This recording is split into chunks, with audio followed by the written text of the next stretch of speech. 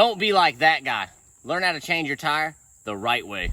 Before you lift your vehicle, make sure your car is in park, your e-brake is on. And not only that you got something behind your wheel like this old brake rotor, or you can buy a brake chalk through the website to prevent it from rolling. But check out these next steps that are crucial to keeping your car maintained and on the road.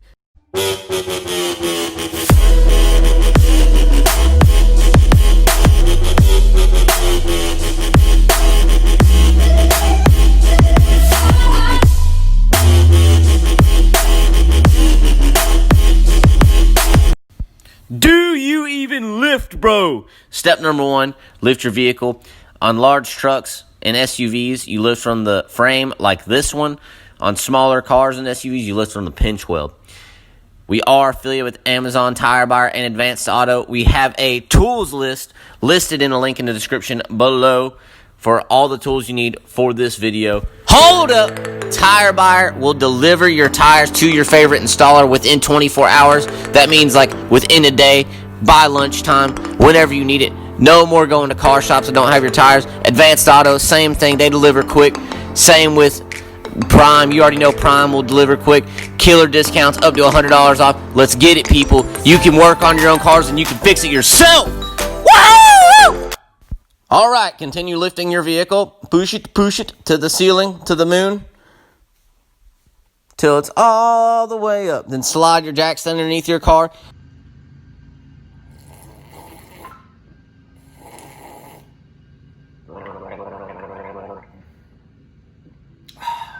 I love coffee.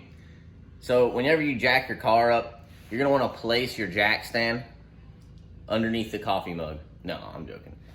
What you want to do is you want to slide your jack stand in the same location, like literally right next to the jack, whether it's on the pinch weld or on the frame like on this particular vehicle. Just place it right next to it. You'll see it like right there. Then lower it slowly. Don't drop it. If you drop it, it'll start rocking and it'll scare you like it scares me. Just kidding. It didn't rock. Anyways, take your electric impact. Zap your lug nuts off one at a time. There's no particular way to do this other than you can't do more than one at a time. Anyways, check your brake and your brake rotor, your brake pad and brake rotor, technically speaking. Now, sit on the ground when you put your wheel back on. You'll see how I push with my elbows off of my legs to give me leverage to lift it up. Don't hurt your back. Work smarter, not harder. Now, screw your lug nuts on by hand. You at least want to get them on like 5 threads. I would recommend screwing them all the way down by hand. But I'm not doing that, obviously, right here. But anyways, take your torque stick, which is 100 foot-pounds, and zap your lug nuts down.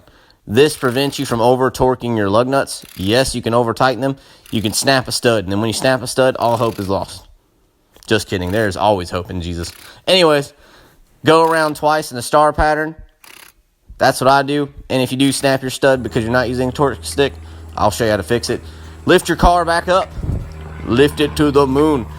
Lift it to the moon. Lift it to the moon. Slide your jack stand out. Then slowly lower.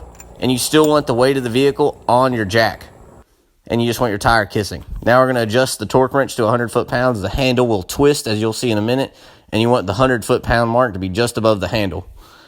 Now, everything is linked in the description below.